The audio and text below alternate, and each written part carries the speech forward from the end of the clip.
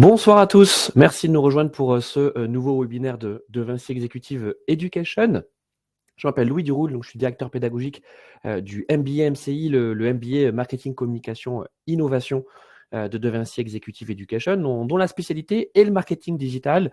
Ça fait 25 ans que ce MBA existe. Il a été créé en 1999. On a fêté ses 25 ans en 2024. Et vous pouvez aller voir sur les réseaux sociaux et sur notre site avec le hashtag MBMCI, hashtag MBMCI 25 ans. Et donc, à l'occasion de ce webinaire, je vais, si vous le voulez, vous partager les tendances pour l'année 2025. Alors, vous savez que c'est un exercice assez courant dans le monde de la com et du marketing en début d'année de se prêter au jeu des prédictions. Et pour cela, eh bien, je vais m'appuyer sur un rapport qui est sorti il y a quelques jours de la part de Brandwatch. Alors, je ne sais pas si vous connaissez Brandwatch. Brandwatch, c'est comment je peux dire, c'est à la fois une agence et une solution de veille en ligne. Voilà, donc j'ai envie de dire Brandwatch, on a presque la traduction en français. Donc effectivement, avec leur logiciel, eh bien, ils font du social listening, de l'écoute des réseaux sociaux et d'une façon générale de la veille sur le web. Et donc, on va s'appuyer sur leur étude qui s'appelle Les tendances du marketing digital 2025, qui est accessible gratuitement en ligne. Et je vous propose qu'on la commente ensemble. Donc, je vais vous partager donc mon écran. Donc, Brandwatch nous propose d'explorer 7 tendances. Et donc, on va voir ensemble ce que ces 7 tendances veulent dire et l'impact que ça peut avoir donc sur nos métiers, ceux de la communication et du marketing. Alors déjà, avant toute chose, ce qu'on peut dire, c'est que évidemment, 2025 sera de nouveau l'année de l'IA. Vous savez que depuis maintenant 2 ans, l'IA est sur toutes les bouches. Alors en tout cas, je parle bien sûr pour notre industrie, pour notre marché, celui de la communication et du marketing. Quand on parle d'IA, en fait, il y a la face émergée de l'iceberg qui est donc l'IA générative. Voilà, on parle beaucoup d'IA parce qu'effectivement, la démocratisation des IA génératives à travers donc des noms aujourd'hui qui sont passés dans le langage courant, ChatGPT, donc d'OpenAI, Gemini, l'IA de Google. On a alors après aussi des IA très grand public, Alexa par exemple d'Amazon, Siri, voilà, qui existe encore aujourd'hui d'Apple, mais qui est en pleine révolution. Donc si vous vous intéressez en tout cas au monde de l'IA et en tout cas des IA génératives et de tout ce que derrière ça génère, notamment, je vous parlais tout à l'heure des assistants vocaux, et bien en fait, on a tout ce monde-là qui est en train de s'interconnecter et ça va se poursuivre en 2025. Et bien sûr, ça a des impacts sur notre métier, plus particulièrement sur la création de contenu. Là, je parle des IA génératives, mais en fait, c'est une révolution, une transformation qui concerne tous les métiers de la communication et du marketing, parce que c'est une révolution silencieuse. Voilà, l'IA, en fait, elle arrive silencieusement, insidieusement dans les logiciels que l'on utilise. Et en fait, de plus en plus, l'utilisateur humain, le marketeur, le professionnel de la com est assisté par des IA. Donc, évidemment, on va parler un petit peu d'IA dans ces tendances, mais là, on va plutôt regarder en fait des tendances sur notre marché, donc la communication et le marketing digital, telles que Brandwatch nous les propose. Alors, hop, je vous passe en tout cas toute l'introduction et tout on va dire le contexte. Vous pourrez aller voir, si vous le souhaitez, cette étude et la lire posément. Donc, la première tendance, vous l'avez en face de vous. Donc, Brandon, je vous dis, les collaborations surprenantes et inattendues font parler d'elles en ligne. Alors, de quoi s'agit-il? Il nous donne quelques exemples, ici notamment avec des marques. En fait, ces collaborations, donc ce sont alors c'est pas nouveau pour 2025, ce sont des marques qui vont collaborer avec des personnalités, alors soit des personnalités issues d'autres univers, des personnalités de la télé, du cinéma, des podcasteurs, etc. Mais aussi de plus en plus avec des créateurs et créatrices de contenu, ceux qu'on appelle dans le langage courant les influenceurs et les influenceuses. On va préférer plutôt ce terme de créateur et créatrice de contenu parce que il est, on va dire, plus précis sur le caractère professionnel de l'activité de ces créateurs et créatrices de contenu, là où influenceurs et influenceuses, déjà, c'est un terme qui est plutôt péjoratif parce qu'il a mauvaise presse, et là on parle bien effectivement de l'image des médias, et c'est pas forcément, on va dire, une activité professionnelle. Et en plus, c'est pas vraiment ça. C'est pas vraiment de l'influence au sens strict du terme. On est plutôt sur de l'influence marketing. Et donc c'est ça. C'est des collaborations entre des marques qui vont chercher des audiences auprès de créateurs et créatrices de contenu qui, bien souvent, ont ces audiences sur leurs propres réseaux sociaux, mais c'est pas uniquement pour faire une collaboration, c'est également avec une idée créative, une idée surprenante.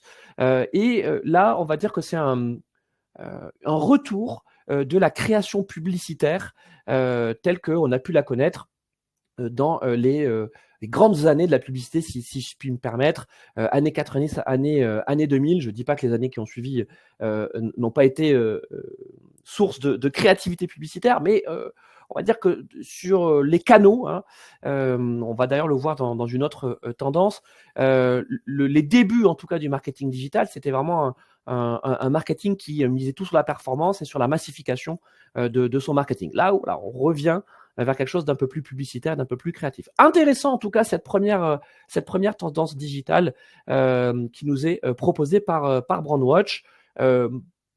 Mon avis, puisque c'est aussi pour ça que je vous propose ce webinaire, c'est que ça va quand même concerner le haut du panier et notamment les grandes marques qui ont les moyens de faire des grandes campagnes, d'ailleurs qui les font déjà. D'ailleurs, dans les exemples qui nous sont donnés, on est plutôt effectivement sur des grosses campagnes. Ça ne veut pas dire que les plus petites marques ne font pas preuve de moins d'originalité. Bien au contraire, hein, disons que les petites marques, justement, leur marque de fabrique, sans mauvais jeu de mots, ça a été de se distinguer justement en jouant sur la différence, en jouant sur la créativité. Donc c'est plutôt un retour de la créativité auprès des grandes marques. Et là, voilà, moi ce que j'en pense, c'est que c'est peut-être effectivement pour les agences, pour les grandes agences de communication et de marketing. En France, je pense notamment à Publicis, à Havas, BETC qui fait d'ailleurs partie de la galaxie Havas, les Buzzman, etc., etc. Donc toutes ces grandes agences, mais qui vont être de plus en plus sollicitées sur ces collaborations avec des créateurs et créatrices de contenu et des personnalités évidemment. Donc à surveiller. Hop. Tac, la deuxième tendance qui nous est proposée par Brandwatch. Donc Brandwatch nous dit: les marques feront preuve de créativité audacieuse lors d'événements physiques. Alors oui, c'est un peu une tendance qui est complémentaire avec la première, donc qui est toujours sur la création et la créativité publicitaire. Sauf que là, on a le grand retour des événements physiques. Et c'est vrai que l'après-Covid, vous allez me dire, le Covid, ça fait longtemps. C'est vrai, ça fait longtemps. Ça fait 3 ans, on va dire. Allez, 4 ans, 3 ans. Et le fait d'avoir misé sur le tout digital, ça a créé une certaine lassitude et puis bien sûr une saturation des canaux et de la communication d'une façon générale. D'ailleurs, c'est évoqué dans une des prochaines tendances de Brandwatch. Et donc, le retour des événements physiques, oui, mais à une condition: il faut que l'expérience proposée lors de ces événements physiques soit une expérience hors du commun, soit une expérience unique. Voilà, une expérience qui justifie le recours à ces événements physiques. Et donc, c'est une tendance, on va dire, qu'on voit quand même arriver hein, depuis, on va dire, 1 an, 2 ans. Hein, voilà, c'était déjà quelque chose qui était plus qu'émergent en 2024. Maintenant, ça va se confirmer. Donc, pour des expériences immersives, mémorables et qui méritent d'être partagées, parce que évidemment, c'est pas le physique, le présentiel versus le digital, pas du tout. En fait, tout est lié. Et en fait, dans une expérience physique, il y a bien sûr du digital à travers ne serait-ce que le partage sur les réseaux sociaux. D'accord ? Donc, c'est aussi réussir à créer un cercle vertueux sur cette expérience qu'on propose en physique et on va dire l'expérience dérivée qui sera proposée aux audiences, aux abonnés des participants en physique. d'accord? Donc ça aussi, bien sûr, hein, de la part des professionnels de la com et du marketing, c'est quelque chose qui s'organise, hein. On ne se contente pas juste de créer un hashtag et de dire: «Bah, tiens, allez-y, partagez». Non, il y a bien sûr une scénarisation de toutes ces introductions, de toutes ces, interactions, excusez-moi. Donc là aussi, Brandwatch vous donne des exemples. En plus, vous allez voir, c'est des exemples internationaux, donc c'est toujours bien. Bien sûr qu'on est sur le marché français aujourd'hui, mais le fait d'aller voir comment ça se passe à l'international, ça peut aussi donner des idées. Regardez notamment ce qui se passe du côté des États-Unis, hein. On a tendance à dire que le marché américain est souvent en avance sur le marché européen. En tout cas, dans le marketing digital et la publicité, ça se vérifie assez souvent. Ça ne veut pas dire que ça va forcément arriver en Europe. Ça arrive aussi parfois sous des formes différentes. Mais attention, que ce soit le marché nord-américain ou le marché asiatique, il y a toujours plein de tendances à aller voir. Donc, d'où l'intérêt de faire une bonne veille sur ce qui s'y passe pour vous inspirer pour vos propres campagnes et vos propres métiers ici en Europe et en France. D'accord? Donc, Brandwatch, je vous donne aussi quelques exemples que je vais pas commenter. Vous avez saisi la grande idée. Juste là, je vais m'attarder sur un des conseils qui est donné. Donc, pareil, sur chaque tendance, il donne des conseils. Je trouve que les 3 conseils là qui sont donnés sont particulièrement justes, hein, sur justement cette organisation des événements physiques. Créer un sentiment d'exclusivité, ça revient sur ce que je vous disais, hein, sur le côté mémoral. En fait, il faut justifier, hein, le fait de créer un événement physique. Ça ne veut pas dire qu'il ne faut pas penser votre événement en hybride. Bien sûr que vous pouvez continuer à proposer une expérience distancielle pour votre événement, mais peut-être que dans cet événement-là, on parle bien sûr, hein, d'événements plutôt à caractère commercial, hein, des événements de marque.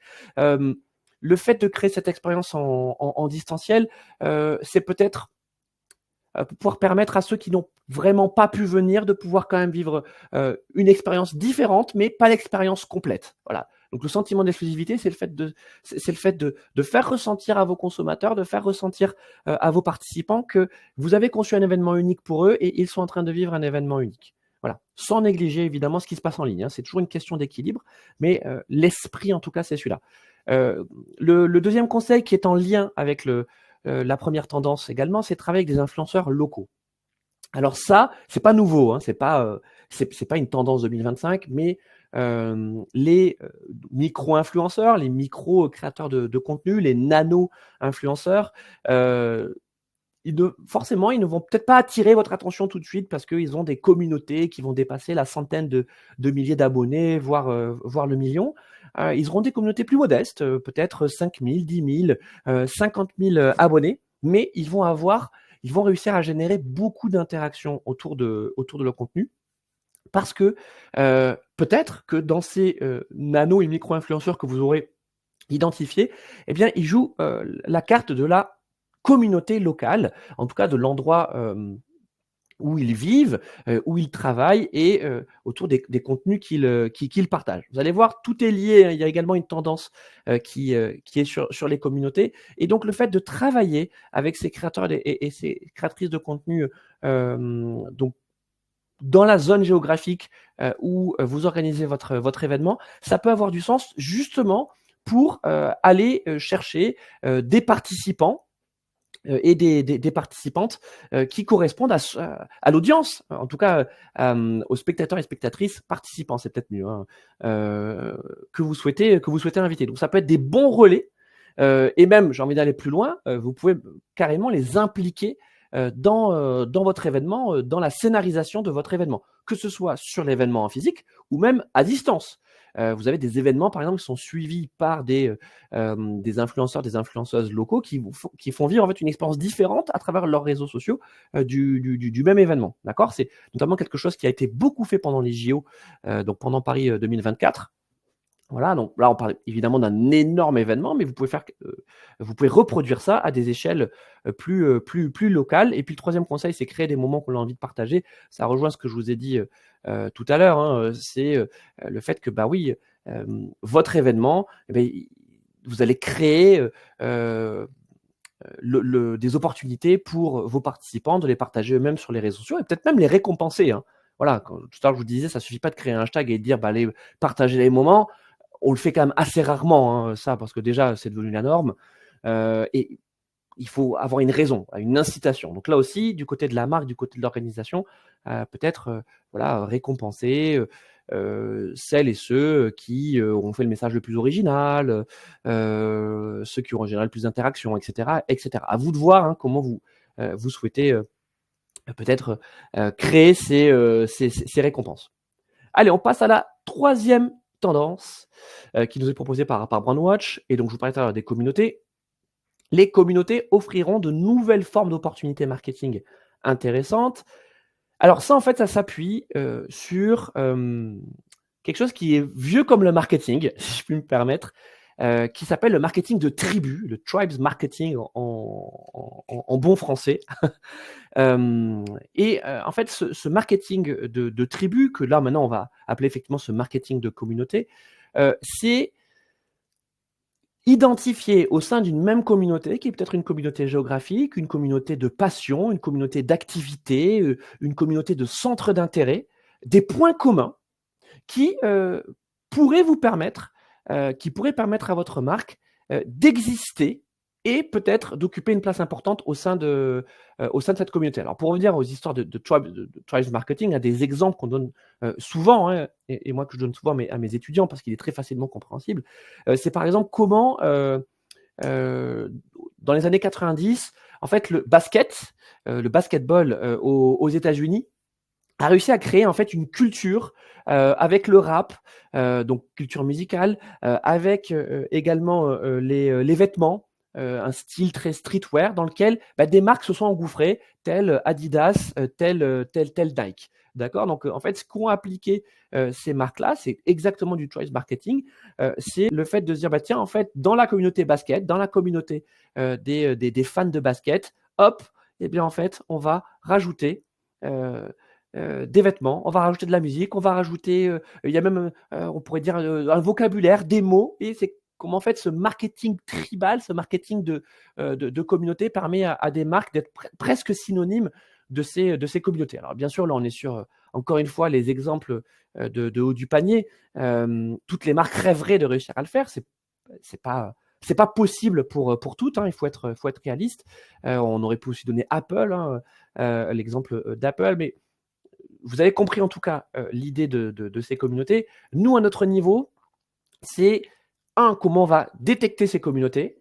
Les réseaux sociaux sont vos amis. Alors bien sûr, vous comprenez pourquoi Brandwatch parle de cette tendance, puisque bien sûr, Brandwatch peut permettre d'identifier ces communautés, mais il n'y a pas que Brandwatch. On peut citer d'autres logiciels de social listening, à l'instar de VisiBrain, à l'instar de Digimind, par exemple. Voilà, elles font tout le travail. Il n'y a pas de souci. Et une fois que vous avez identifié en fait ces communautés, donc à l'intérieur, vous avez des key opinion leaders, des key opinion formers, COF, on est dans un terme un peu marketing. Qui sont-ils qui sont-elles? Eh bien, nos fameux créateurs et créatrices de contenu. Donc, on en revient avec l'influence. Vous voyez, donc en fait, le fait d'avoir identifié au sein de ces communautés des comptes, parce qu'on parle bien de comptes, voire même parfois des pages influentes, c'est-à-dire qui génèrent des interactions, qui génèrent des conversations, eh bien, c'est potentiellement des personnes avec lesquelles vous pourriez collaborer. Voilà. Donc, oui, ces communautés. Alors là, un exemple qui est donné, par exemple, c'est le sport. Je pense que vous avez vu monter ces dernières années la course à pied, alors à travers le marathon, mais aussi à travers, on va dire, la course extrême, les trails, les ultra-trails. Voilà, c'est un exemple parfait de marketing propre aux communautés, dans lequel des marques aussi se sont insérées. Je pense notamment à Strava.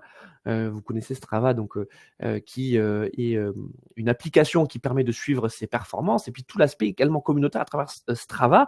Et d'ailleurs, si vous voulez suivre, enfin en tout cas identifier sur les réseaux sociaux des fans, par exemple, de course à pied ou d'endurance, de marathon, vous pouvez chercher le mot-clé Strava, comme c'était le cas il y a un peu moins de 10 ans, quand vous vouliez trouver les fans de photos sur Instagram, bien souvent avec les hashtags Canon et Nikon, ou avec les noms des appareils photo, vous pouvez retrouver leurs publications.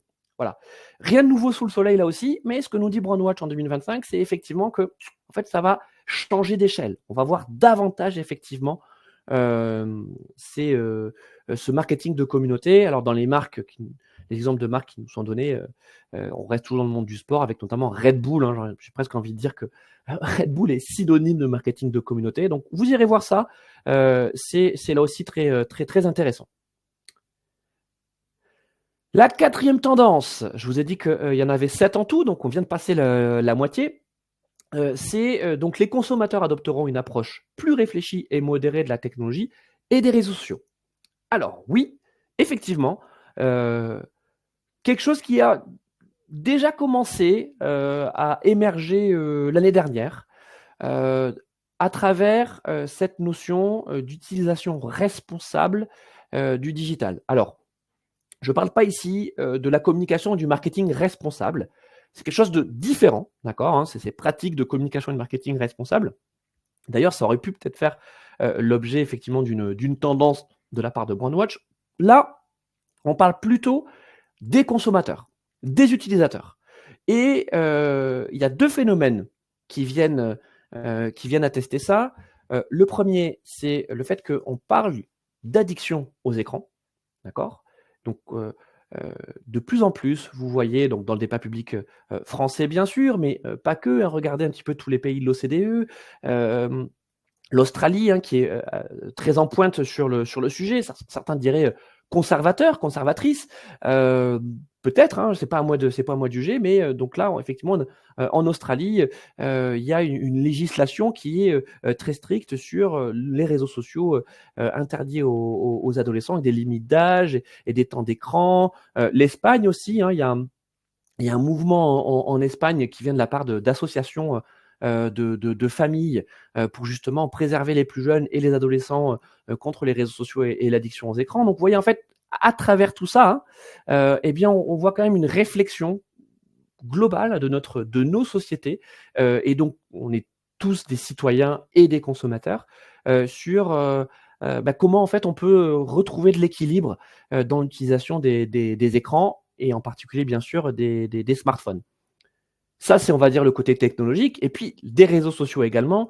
Je pense que l'addiction aux réseaux sociaux, je pense qu'elle traverse tous les âges. Et quand on parle des réseaux sociaux, on parle vraiment, hein, de tous les réseaux sociaux. Peut-être que pour les plus jeunes, c'est TikTok, c'est Snapchat, c'est Instagram. Peut-être que pour les plus âgés, on va être plutôt sur Instagram, WhatsApp, peut-être encore Facebook, LinkedIn, beaucoup. Je pense qu'on peut parler aussi d'addiction à LinkedIn. Et tout ça, c'est en corrélation aussi avec le fait d'avoir de plus en plus de contenu autour, sur les réseaux sociaux et le fait d'être saturé d'informations. Vous savez que on parle beaucoup d'infobésité, voilà, je pense qu'on l'a subi tous, qu'on va venir associer à un autre concept qui est celui du FOMO, voilà, le Fear of Missing Out, en bon français là aussi. Donc le Fear of Missing Out, c'est la peur en fait de manquer quelque chose. Mais en fait, cette peur de manquer quelque chose, c'est aussi en fait une peur d'être exclu. Et ça rejoint notre côté de la communauté, quoi. Le fait de pas être au courant, de pas savoir. Et là, quand je dis de pas savoir, on n'est pas sur les informations du monde, hein. On n'est pas sur avoir la dernière nouvelle de France Info. Non, on est également sur un FOMO, un syndrome qui touche les dernières actus de tel ou tel créateur, créatrice de contenu, la dernière nouveauté sur tel et tel jeu vidéo ou de la part de telle ou telle marque. Et donc, vous imaginez que quand vous additionnez tout ça, forcément, on peut craindre pour notre santé mentale à tous les âges confondus. Donc là, on va dire qu'il y a un sentiment de responsabilité, et c'est là maintenant où je passe du côté de la communication et du marketing responsable, de la part des professionnels de la communication et du marketing que nous sommes, en fait, d'intégrer dans nos pratiques et dans la façon dont on fait de la communication et de la publicité, le fait qu'il faut peut-être arrêter en fait de saturer et de venir assommer notre utilisateur et notre consommateur. Donc c'est pour ça que tout à l'heure je vous disais, je suis pas dur avec les années 2010, pas du tout. C'est juste que quand on regarde un peu dans le rétroviseur, on se rend compte qu'effectivement, voilà, les années du hard marketing digital, si vous me le permettez, elles sont un petit peu derrière nous. Parce qu'en fait, les canaux sont saturés. Voilà, les canaux sont saturés. Et les canaux, c'est quoi? C'est notre cerveau et ce sont nos yeux. Donc, on peut plus. Voilà, on peut plus. Donc maintenant, il faut peut-être essayer de fonctionner différemment. Et c'est un défi qui nous est proposé en 2025. Donc qui est proposé à tous les professionnels de la com et du marketing. Et je vous propose qu'on y réponde ensemble. Voilà. Alors, la 5e tendance. Alors, vous avez un chat, hein, je vous ai mis des messages dans le chat, mais si vous souhaitez réagir à tout ça, bien sûr, n'hésitez pas. Ce sera plus interactif. Mais bon, pour l'instant, j'ai pas de message, mais je regarde bien mon chat. Alors, la 5e tendance proposée par Brandwatch, donc c'est les spécialistes marketing veulent utiliser l'IA tout en préservant l'authenticité de leur message. Alors ça, c'est une tendance qui est paradoxale. Je vous parlais en introduction de l'IA, évidemment, hein, 2025, vous pouvez bien vous le mettre dans la tête, 2025 sera une nouvelle fois l'année de l'IA, et il y a de fortes chances que 2026 le soit aussi, et les années qui suivent. Là, ce qui est compliqué, et c'est ça le challenge de 2025, pour en tout cas les marketeurs, c'est on est convaincu. Et quand je dis on, voilà, c'est vraiment tout le marché. On est convaincu des bienfaits opérationnels et du gain de temps très important que les IA génératives apportent déjà aujourd'hui dans nos métiers. Ça, c'est clair et net. Mais, effectivement, on se dit attention, jusqu'où on peut aller? Jusqu'où on peut déléguer à l'IA? On peut IAiser, si vous me permettez ce néologisme. Jusqu'où on peut automatiser? Théoriquement, on peut aller jusqu'au bout. Voilà. Déjà, aujourd'hui, en janvier 2025, on pourrait quasiment ne plus rien faire en tant qu'humain de la conception, création d'une campagne jusqu'à sa diffusion. Vraiment très très peu. Voilà, très très peu, peut-être juste effectivement suivi. Maintenant, vous pouvez quasiment tout automatiser. Alors, je ne dis pas que c'est à la portée de tout le monde, c'est à la portée de beaucoup. Ouais, ça nécessite quand même de se former, parce qu'il n'y a pas une IA qui fait ça. Vous n'avez pas une IA, une super IA publicitaire qui, à l'image de ce qu'on peut connaître dans la science-fiction, genre un Jarvis, vous voyez, un Iron Man qui parle à Jarvis et qui lui dit je veux ça, je veux ça, je veux ça, et va le faire tout de suite. Non, on n'en est pas là. Hein. C'est plutôt une combinaison de plusieurs outils à base d'IA, mais on peut déjà le faire. Sauf que derrière, on parle quand même à des humains. C'est-à-dire, en tout cas, notre métier, c'est encore parler à des consommateurs, convertir des utilisateurs, et en fait, comment on garde justement cette authenticité toute humaine dans les messages et dans les contenus produits. C'est pas évident, voilà, mais c'est clair que c'est une tendance et donc un challenge, un défi qu'ils nous ont proposé en 2025. Il y a tout d'abord un discours de vérité que beaucoup de marques ont déjà. D'ailleurs, pas besoin d'attendre la réglementation ou l'IA Act pour s'y tenir. Le fait effectivement de prévenir son audience, le consommateur, que le contenu a été généré par de l'IA. Et d'ailleurs, c'est pas ça qui l'intéresse, le consommateur. Je pense que si vous vous mettez effectivement dans votre peau d'utilisateur et que vous voyez des contenus dont vous pensez que ça peut être été créé par de l'IA, ou même vous ne le savez pas, vous n'en doutez pas et vous voyez qu'à la mention, ça ne va pas vous faire changer d'avis. Il n'est pas là le point de bascule. Le point de bascule, il est sur la véracité de ce que vous montrez. Et c'est pour ça que plutôt que authenticité, je vais parler de véracité, c'est que est-ce que ce que vous montrez est vrai? Est-ce que ce que vous dites est vrai? Et là, il n'y a pas besoin d'IA. Et là, on revient sur notre métier, hein, l'essence de nos métiers. Oui, effectivement, la com, le marketing, on est là pour mettre en lumière, on est là pour valoriser, on est là pour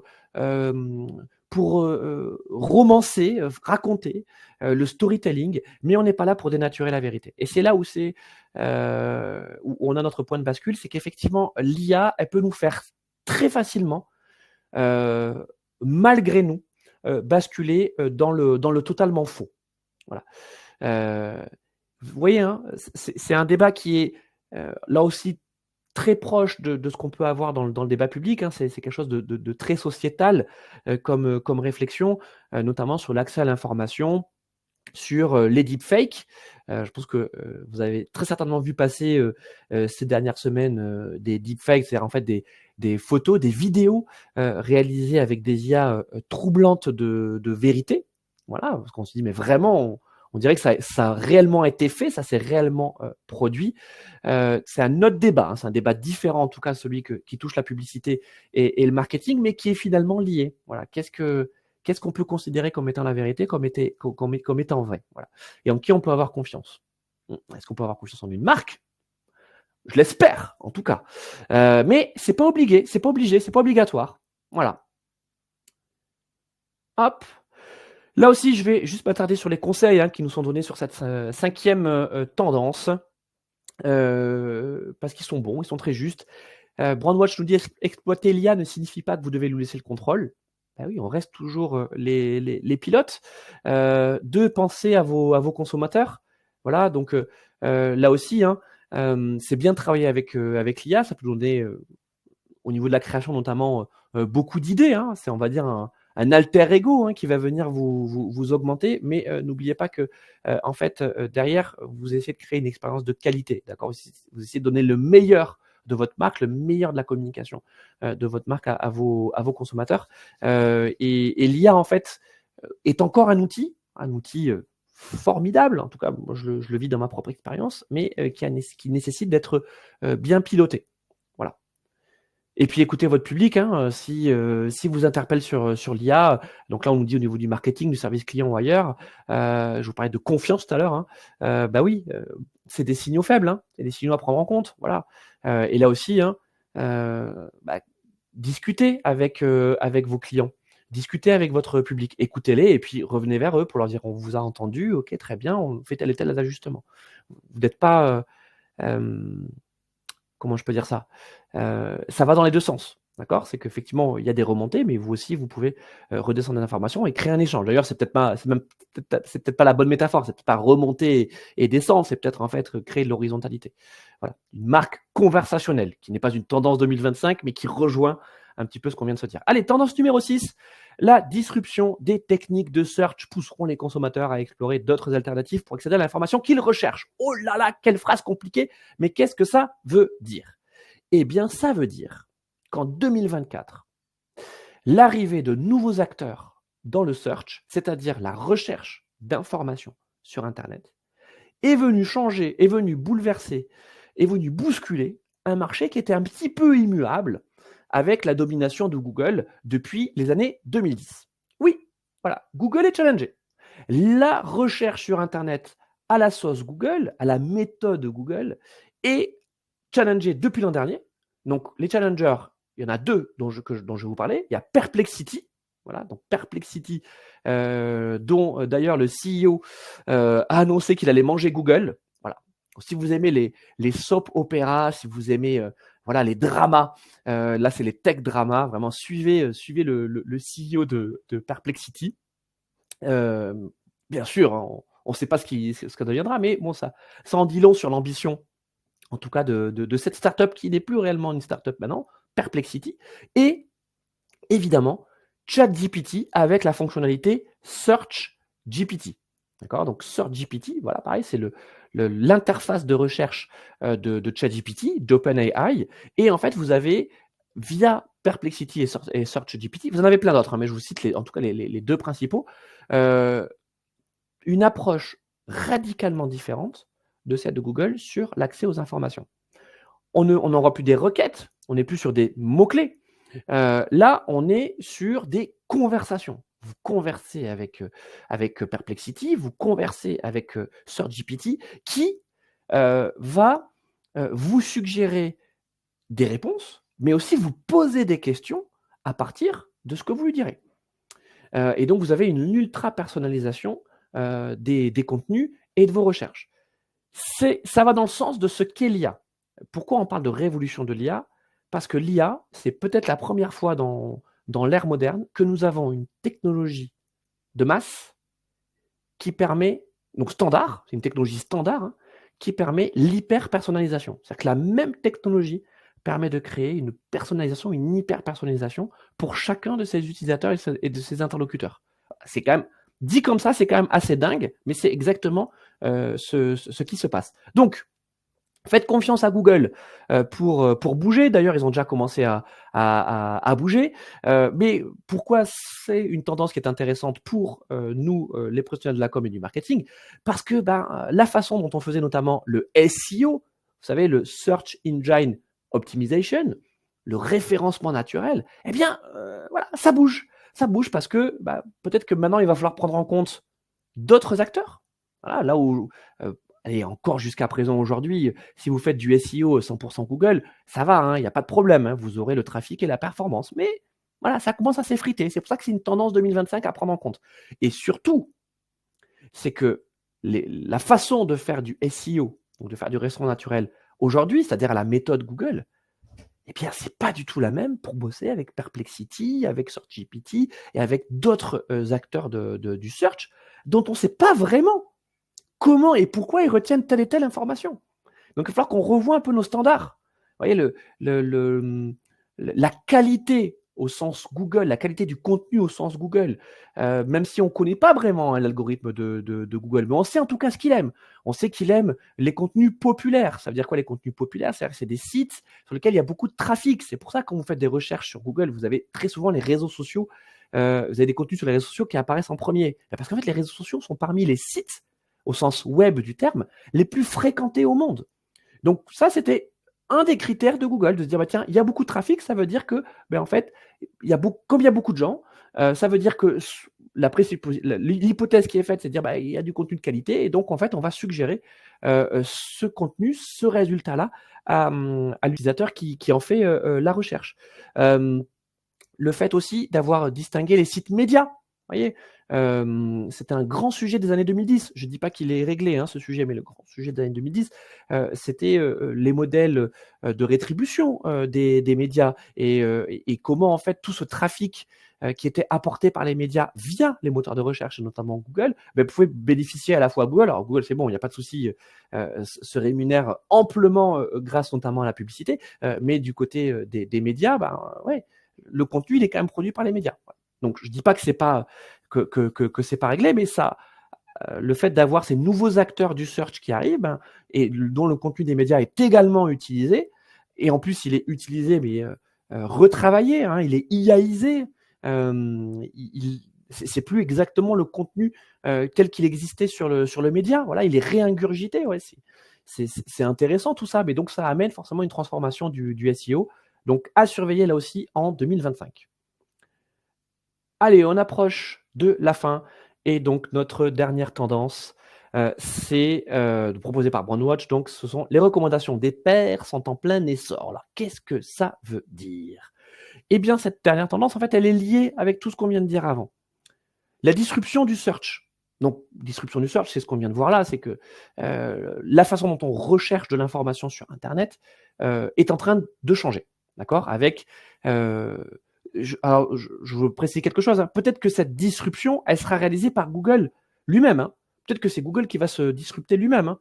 Aujourd'hui, Google, en tout cas, a toutes les armes, et pas que financières, pour pouvoir faire lui-même cette révolution. Hein. Et l'utilisation de l'IA qui génère quand même globalement, toujours aujourd'hui, en 2025, de la méfiance, eh bien, qu'est-ce qui va se passer? Notre consommateur, notre utilisateur, eh bien, il va aller vers des sources qu'il considère comme étant plus fiables. Et qui sont ces sources? Eh bien, ses pairs. Alors, dans ces pairs, il y a plusieurs choses qu'on peut distinguer. Alors, il y a bien sûr les créateurs et créatrices de contenu. Vous allez me dire, oh là là, en fait, les tendances, ça concerne que les créateurs et créatrices de contenu. C'est vrai, je vais pas dire le contraire, mais en fait, il y a différents types de créateurs et créatrices de contenu. Tout à l'heure, je vous ai dit qu'il y avait une question de taille de communauté. Donc, vous avez les macro-influenceurs, les top influenceurs, voilà. Vous avez les micros, les nanos, qui sont sur des communautés un petit peu plus modestes, locales souvent, ou en tout cas très spécialisées. Parfois, vous avez des niches. Mais vous avez aussi, dans vos entourages, des gens que vous connaissez, peu ou prou, que vous sollicitez d'ailleurs déjà sur sur des sujets de la vie quotidienne. Alors, moi, cette tendance, je vais l'illustrer avec 2 exemples. Donc la natalité, d'accord? Donc, tout ce qui concerne la petite enfance. Alors, les bébés, les papas et les mamans, et puis, ensuite, l'éducation. Et puis, 2e exemple que je vais vous donner sur l'alimentation et notamment sur une alimentation plus saine, qui notamment avec, alors je vais pas parler de régime parce que c'est pas exactement des régimes, mais en tout cas une alimentation qui permet d'être en meilleure santé. Parce que vous voyez, ça, c'est un sujet qui est à la frontière avec le développement personnel, avec ensuite le sport, coaching sportif, etc., etc. Donc c'est pour ça que, vous voyez, c'est intéressant de partir. Donc d'abord, on a ce sujet natalité petite enfance et ensuite ce 2e exemple avec manger sainement. Et puis regardez un peu comment vous, personnellement, vous êtes influencé et par quel type de contenu vous consommez. Alors bien sûr, il y a des créateurs et créatrices de contenu dont c'est entre guillemets le métier. C'est-à-dire qu'en fait, ils créent du contenu régulièrement autour du même sujet, mais il y a également dans vos entourages des gens de vos familles, des amis, qui soit interagissent avec ces créateurs et créatrices de contenu, soit parfois, effectivement, partagent eux-mêmes des conseils en exprimant leur satisfaction vis-à-vis de tel ou tel produit. Ils n'ont pas été payés pour ça. Ils n'ont pas été payés pour ça. Eh bien ça, c'est quelque chose qui n'est pas nouveau, qui ne date pas de 2025, qui s'appelle l'UGC, User Generated Content, le contenu généré par les utilisateurs. Et cet UGC, il a énormément de valeur pour les marques. Vous avez notamment des petites marques, des marques digital natives, qui se sont appuyées sur cet UGC. Donc, en fait, elles ont créé elles-mêmes, enfin, elles ont créé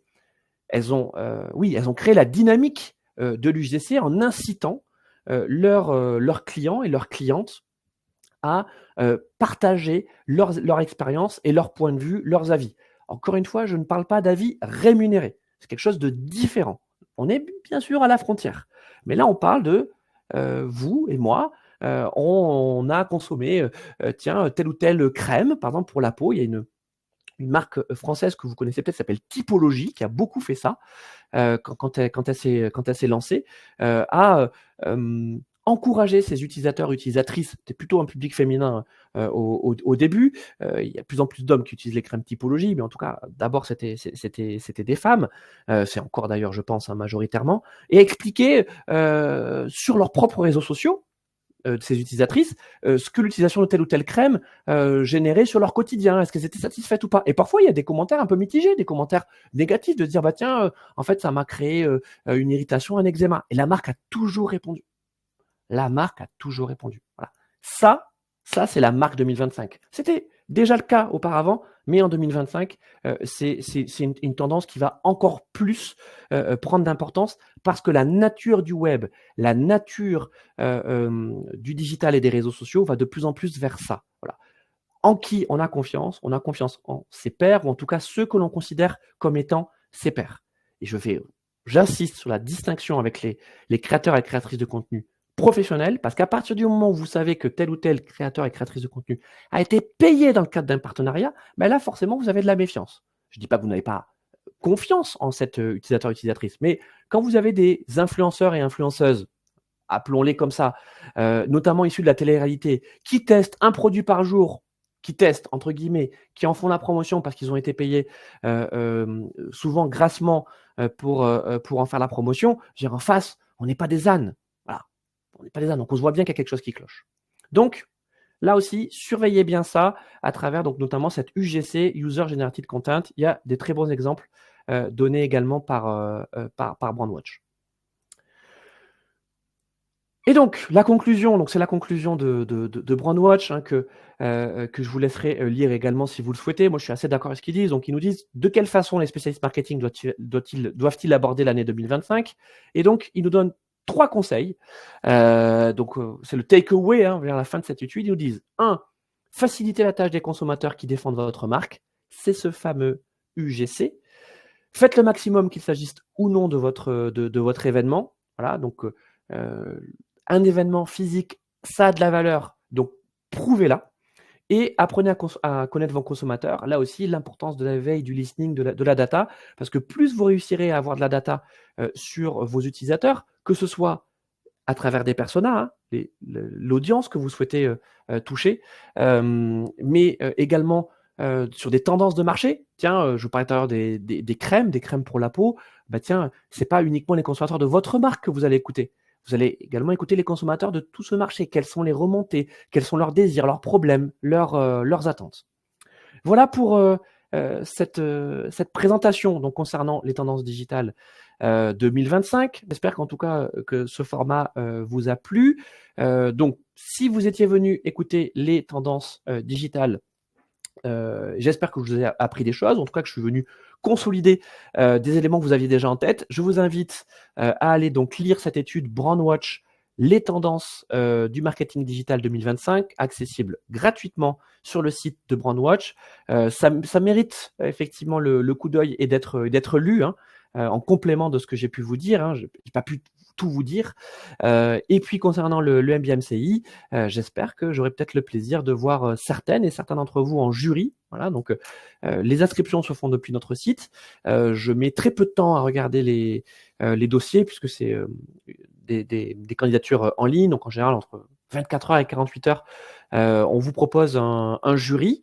C'est Bérénice Bois à l'école qui s'occupe de ça, et on se rencontre donc à l'occasion d'une visio. Voilà, c'est un entretien dans lequel vous m'expliquez votre projet professionnel, vos motivations. Moi, ce qui compte le plus en dehors de votre parcours, c'est vraiment votre motivation, votre projet professionnel. Pourquoi vous voulez faire le MBMCI? Pourquoi en 2 mots? Voilà, c'est quoi votre objectif derrière? Comment on peut vous accompagner? Eh bien, je vous souhaite une excellente soirée et peut-être donc à bientôt avec le MBMCI et De Vinci Executive Education.